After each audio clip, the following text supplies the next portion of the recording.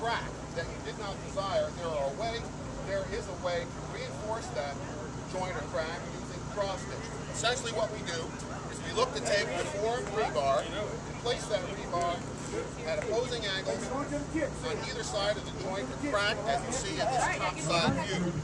These bars are placed in the hole at a discrete angle, and we use epoxy to bond it to the concrete. Once we're done, that bar will be flush with the top of the pavement, or actually a little bit less, because we're going to come through and diamond grind it. And you can see that we have an alternating pattern back and forth across this longitudinal joint. Moving down the line, if I could bring you